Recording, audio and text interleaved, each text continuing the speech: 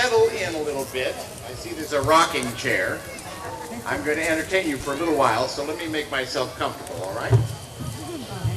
Better be good.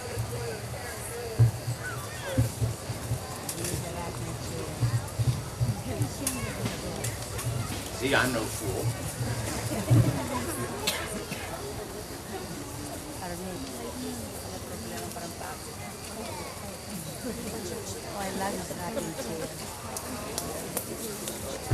There now, isn't that better? Okay, I'm going to tell some stories and sing some songs and just be with you for a little while, and then sign some books for those of you who want your books signed. I'm the Manatee book. But I'm a Manatee is actually the fourth book that I've written. So I thought maybe I would recite a few of the others for you. Does that sound like a good idea? Now, I didn't think to bring my other books, but sometimes when I sign one book, people bring the others. Did anybody here happen to bring Marsupial Sue, or Barkle McBride, or Macabre?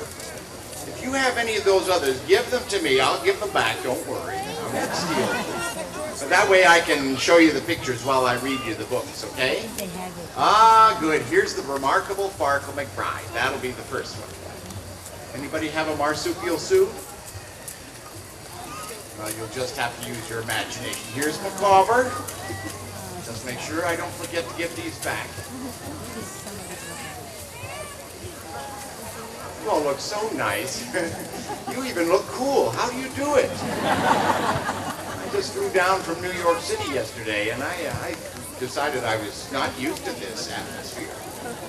Here we even have Marsupial Sue. Thank you so much. This is the first book I wrote. I was giving concerts for kids with big orchestras, and I decided to write a story that would teach kids a little bit more than they already knew about orchestras. There are 4 sections to an orchestra. Did you all know that? Orchestras are all made up of 4 sections. Anybody know what they are? One of them is all violins and cellos and violas and bass viols, and it's called the strings. One of them is all oboes and bassoons and flutes and piccolos, and it's called the woodwinds or the winds. One of them is trumpets and trombones and tubas and French horns, and those are called the brass. And the best of all, the drums and cymbals and xylophones and cymbals are called the percussions. Sometimes that section is called the battery even. And you'll hear all about every one of these, because this story, The Remarkable Barkle McBride, tells you about those 4 sections of the orchestra. Want to hear it? Do you want to hear it? Oh, pity the prodigy, Barkle McBride. No matter what instrument poor Barkle tried, whether strumming or blowing or drumming or bowing, his musical passions were unsatisfied. When Barkle McBride was a 3-year-old tyke, all freckly, bony, and thin, he astonished his friends and his family alike by playing superb violin. He went reedly-deedly-deedly-dee with all of the strings at his side. Reedly-deedly-deedly-dee, the remarkable Barkle McBride. But when he was 4, Barkle played it no more. In spite of his parents' beseeching, he shattered the records he used to adore. He smashed up his rosin, ripped up every score. He threw fiddle and bow to the living room floor as he shouted, "Enough of your screeching!" When Barkle was 5, his melodical gift once again bore rhapsodical fruit. The woodwinds inspired his spirits to lift, and he rapidly mastered the flute. He went rootly-tootly-tootly-too with all of the winds at his side. Rootly-tootly-tootly-toot, the remarkable Barkle McBride. But at 6, Farkle flung the flute into the lake, notwithstanding its lyrical trill.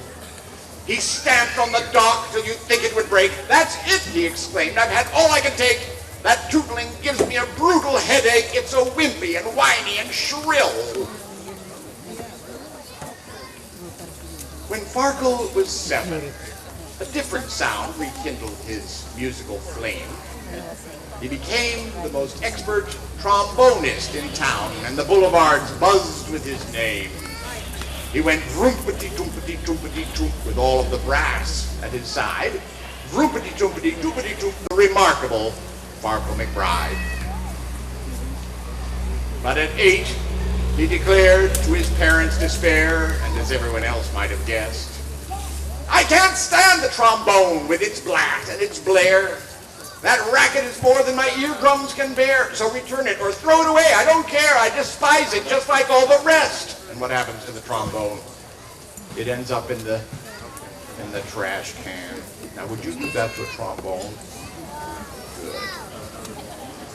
When Farkle was 9, both his father and mum were bursting with pride and affection, for Farkle learned xylophone, cymbals, and drum, the entire percussionist section. He went bam, bash, clang-em-a-clash, all the clamor that he could provide. Tinkly, bing-dong, clang-em-a-crash, the remarkable Farkle McBride. But soon Farkle fell prey to his usual gloom, despite all the praise and the flattery.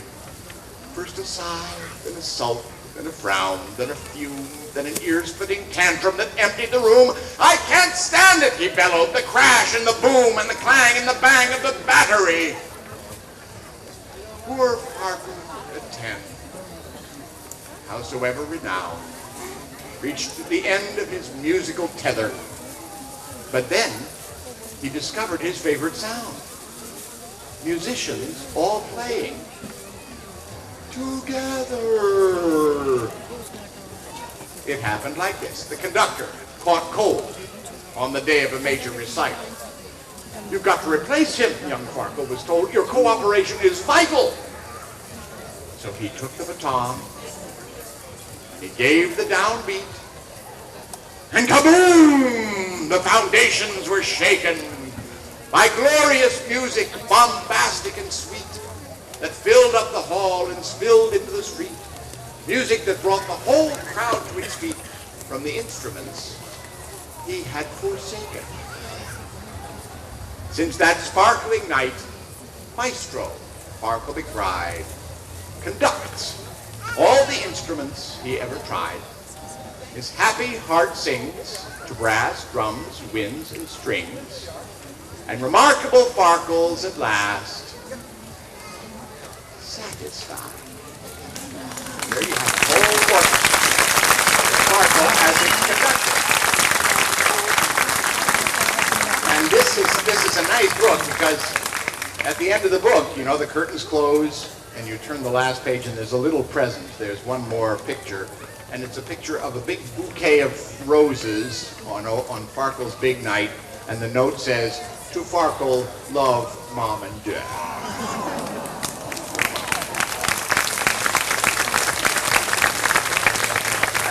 Remarkable Farkle McBride.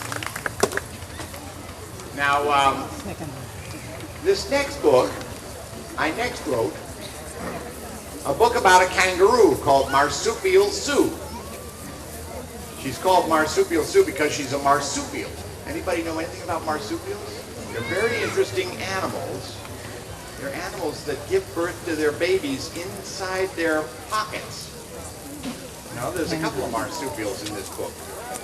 Kangaroos are marsupials, but so are koala bears, and so are wallabies. Wallabies turn up in this book. There's another animal in this book called, I'll ask you if you know what it is. It's an animal that lives in the fresh water of Australia. It has webbed feet and a long duck bill, and it's called a what? A what? That's right, platypus. So, listen to this book, and you'll hear about a kangaroo, a wallaby, a platypus, and a koala bear. It's a story about a kangaroo who hates to hop, So she decides to try life as a koala, platypus, etc. Okay? The nice thing about this book is you can either read it or you can sing it. So I'll read it for you or I'll sing it. Which would you rather I do? All right, I'll sing it. And I'll also be the orchestra. The nice thing about this book is it's got a CD at the back with me singing it. That has an orchestra, but since we don't have one, I'll just be the orchestra, okay? The nice thing about this song is it's a waltz. It's a 1, 2, 3, 1, 2, 3, 1, 2, 3 waltz. And it's an up and down waltz because kangaroos go up and down. It's a kangaroo waltz. And I'll be both the reader and the orchestra.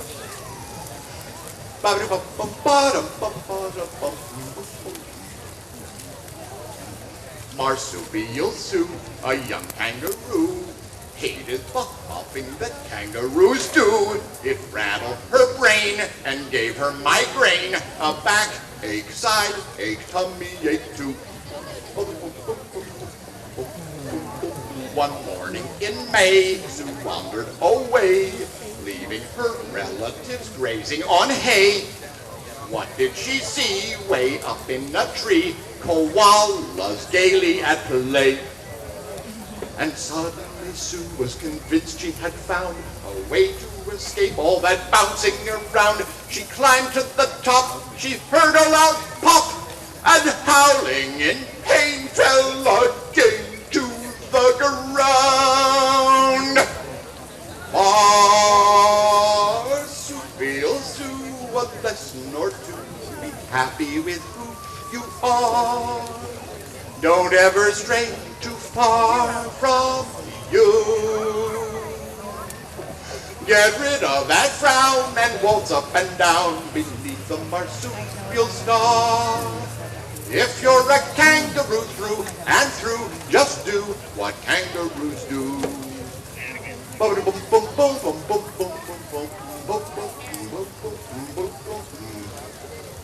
With summer at hand, the weather was grand, so Sue stole away from her kangaroo band.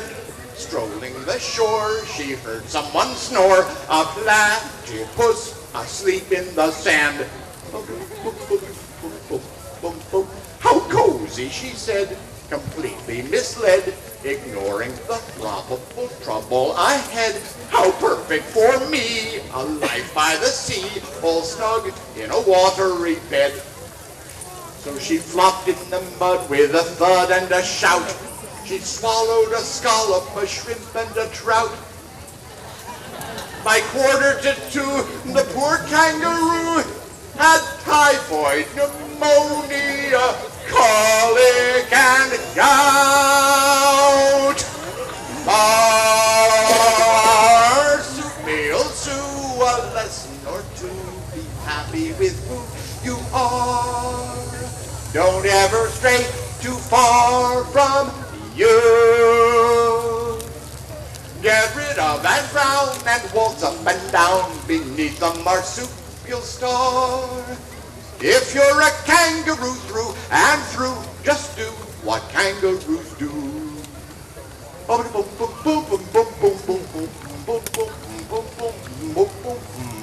Pretty good orchestra. And a boy. That autumn once more, Sue got to explore a creature she'd never laid eyes on before. A version of her in miniature, a wallaby with cousins galore. Before very long, Sue joined in the throng, flouncing and jouncing and bouncing along. Happy and free, she shouted with glee, at last I'm where I belong. Then she looked at the wallaby, sprightly and small, exactly like her, only not quite so tall. She widened her eyes and cried with surprise, a kangaroo's life's not so bad after all. Marsupial Sue, no longer so blue, you're happy with who you are. You'll never stray too far far from you. You're rid of that frown, so waltz up and down beneath the marsupial star. You are a kangaroo through and through, so do what kangaroos do. Rom, rom, rom, you are a kangaroo through and through. So do what kangaroos do. Boom, boom.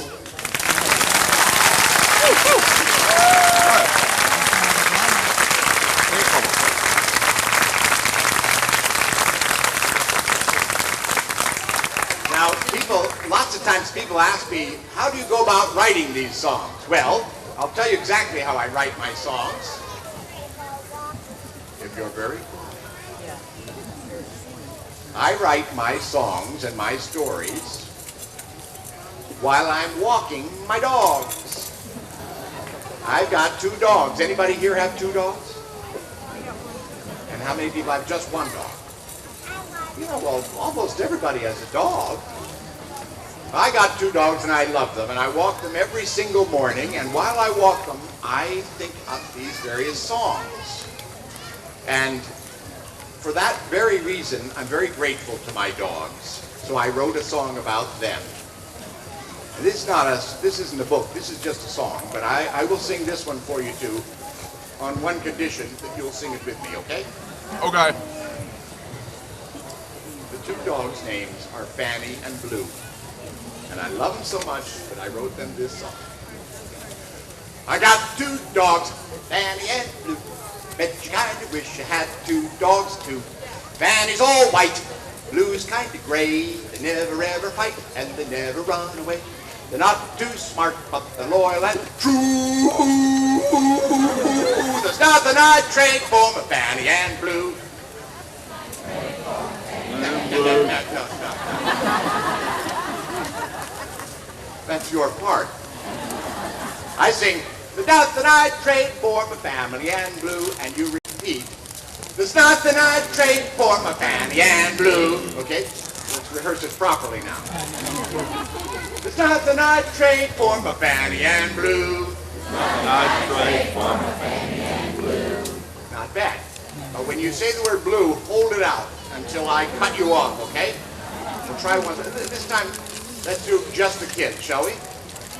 There's nothing I'd trade for my Fanny and Blue.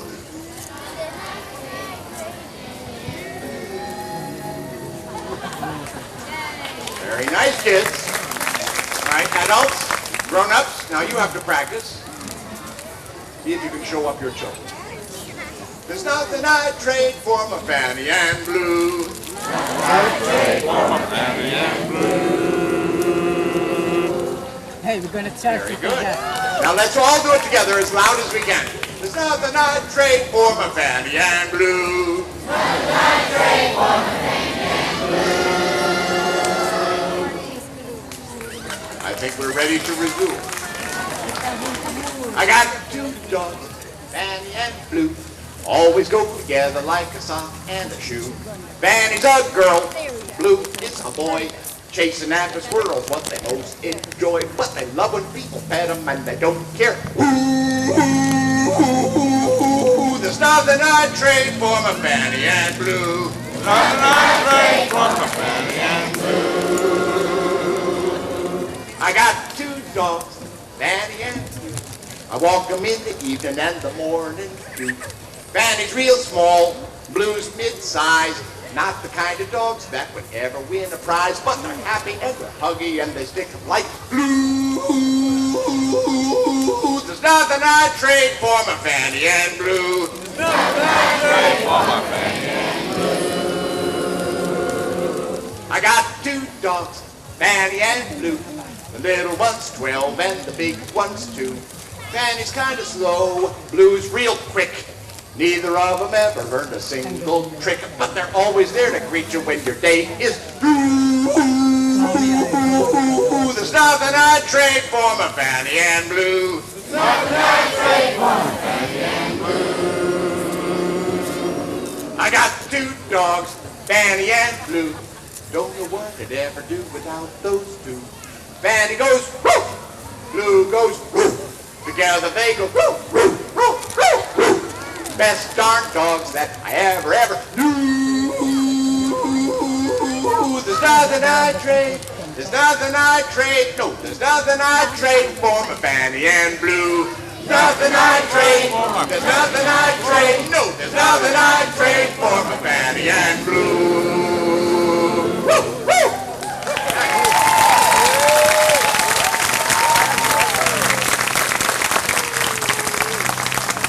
And that's how I write children's books. So I'm going to read you now the story of Micawber the squirrel. Anybody know this book? Yeah. Raise your hands if you know about Micawber. That's all the people who know about Micawber? Well, that's good. You'll enjoy it all the more. How many people have been to New York City? Raise your hands. Ooh, quite a lot of people. All right, if you've been to New York City, raise your hands if you've been to Central Park. Yeah, a lot of people have been to Central. Okay, if you've been to New York and you've been to Central Park, how many people have been to the merry-go-round in Central Park? Not bad. Well, all of you who've been to the merry-go-round, you'll recognize some of the scenes in this book. And someday, when you go to New York, all the rest of you, you'll see this merry-go-round too. And when you see the merry-go-round, I want you to look at the little cupola, the little box up at the top of the merry-go-round, and I want you to think about this book, okay? Which is the name of my favorite squirrel in Central Park. Here's a nice picture of Micawber. Micawber is a very sweet and a very talented squirrel.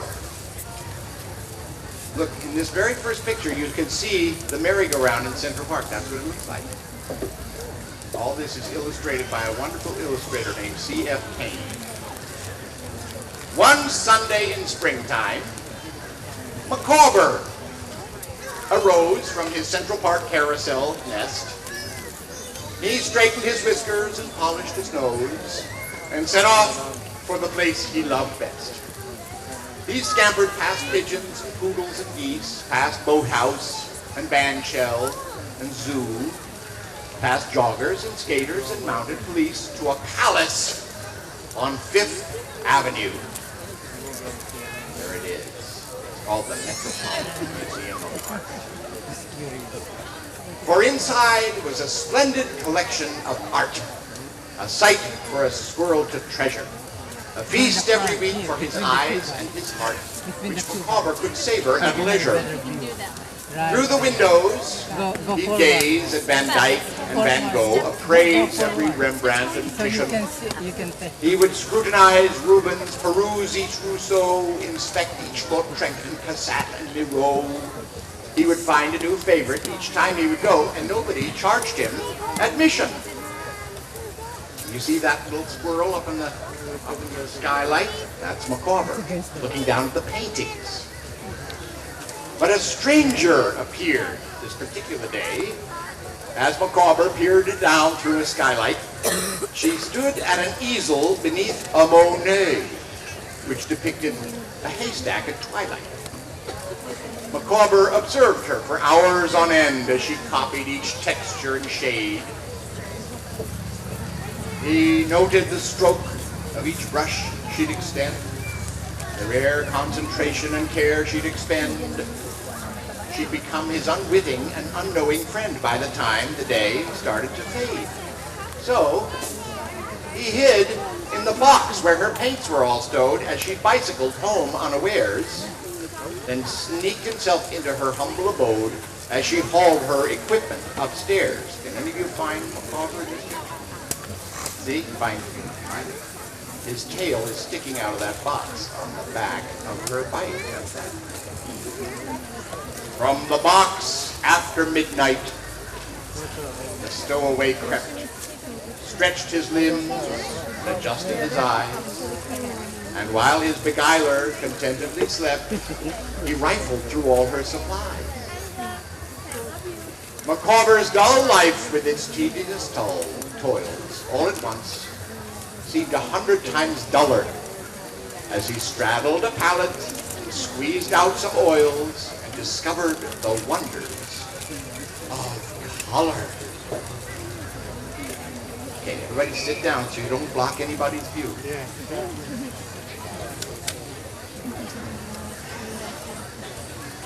He daubed at a canvas with cadmium green, employing his tail as a brush. Then magenta, vermilion, ultramarine, alizarin crimson, and bright tangerine. Such a radiant rainbow he never had seen. So splashy and lavish and lush. By morning, Micawber was finally done. He was so proud that he practically fainted. He'd been looking at paintings from day number one, but never a painting he'd painted. As the sunlight poured in, he was ready to go, leaving everything just as he found it. Through the transom he scrambled, his canvas in tow, rolled up with a shoelace tied round it. And where do you think he found the shoelace? In the girl's shoe. She can't find her shoelace. She's thinking, what's going on? That's a girl, yes. A truck trundled by as Micawber alit. On the side it said, Park Sanitation. He bounded aboard it, ignoring the grit, and completed his peregrination. Anybody know what peregrination means? What? It means a long trip that takes you back to where you started. And that's just what the squirrel does. He returned 30 times by the following fall, and the paintings poured forth like a geyser. He fastened them all to his living room wall, and the woman was never the wiser. So, if some July you should chance to pass by a Floridian Central Park dale, look around for a squirrel with a gleam in his eye and some paint on the tip of his tail. And if you should visit the old carousel, look up at its uppermost part. Inside, although nobody ever could tell, a talented squirrel continues to dwell. If you try, you can picture it, clear as a bell, Micawber's Museum of Art. And in that last picture, you see Micawber's gallery open. With all the animals in Central Park. Yeah, there's a fly and a rat and there's even a grasshopper, just like our grasshopper. Except ours is a New York grasshopper, so it's much smaller. And that's the story of Micawber. I think I've gotten some apple juice on my knee. I wonder where that came from. Okay, now somebody's got to loan me a copy of I'm a Manatee. It's time. Before I read this one, I'd better return these. Take these back before I lose them, okay? Here's not the Micawber. And you'll distribute marsupial Sue, because you have to take very, very good care of your books. In this case, I'm taking very good care of their books. Okay, let me tell you the story of this book. You guys are very, very, very lucky because you live on the west coast of Florida, where there are lots and lots of these wonderful, wonderful animals. And I'm sure every one of, raise your hand if you've seen a manatee. You see, I've never seen a manatee. And all of you have seen, and I love these animals. I'm going to see one later on this afternoon. I'm so excited I can't stand it. You have I bet a lot. How many of you have a manatee book? 2 manatee books? Yeah, you guys know all about manatees. You don't know, because most of the kids all over this country, they don't know much about manatees. They don't know how special and wonderful they are. So I thought I would write a book that told exactly that. And this is like Marsupial Sue. This is a book that I can either read or I can sing. Which would you rather me do? Shall I read it? Or do you want me to read it? Oh, you want me to sing it? Okay, I'll sing it. The nice thing about this book is it all begins with just a picture. See the picture? Now, most of you have these books, so you can open this book and follow along. You don't have to climb up the stairs and stand right in front of it. But look at the very first picture before you even get into the book, way at the beginning. See this picture right under what's called the title page? Turn your book, you're looking at your book upside down. Help this boy turn his book right side up. And look at the very first picture, just right. You see a little boy stretching. He's about to do what? He's about to go to sleep in his bed. And look at his little guinea pig in the terrarium next to his bed. You see his little guinea pig's water bottle? What's happening to that water bottle? What? It's leaking. It's leaking. And he goes to bed, and he goes to sleep, and he has a dream. And what's his dream? Turn the page, and you'll see what he dreams. He dreams that his whole room is filling up with water from that little leak in the water bottle. And then, while he sleeps and while he dreams, he hears a big, silly man sing a song. From time to time I dream that I'm a manatee, undulating underneath the sea, unshackled by the chains of idle vanity. A modest manatee, that's me. I look just like a chubby brown bananatee as I nose along the cozy ocean floor, immune from human folly and inanity. That's why a manatee is such a happy herbivore. I'm a manatee. I'm a manatee. I'm every bit as wrinkled as my granity. No difference between my face and vanity. A noble manatee, that's me. I'm the orchestra on this one too. With the dietary habits of a manatee, I never fail to lick my platter clean.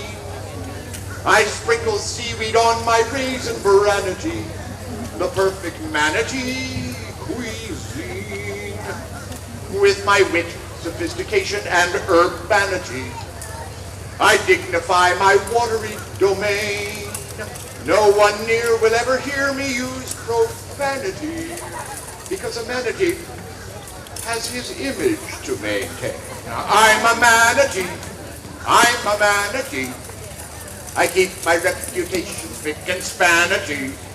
No difference between my face and vanity. A stately manatee, that's me.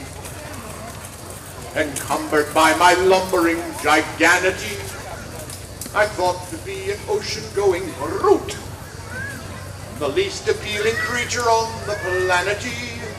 But to a manatee, I'm cute.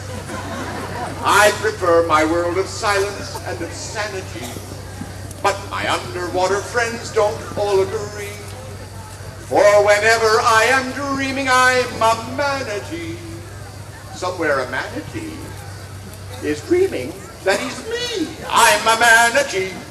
I'm a manatee. Outside the fold of boring old humanity. No difference between my face and vanity. I'm a roly-poly, jelly-roly, sugar-poly, heart and soul-y manatee. That's me.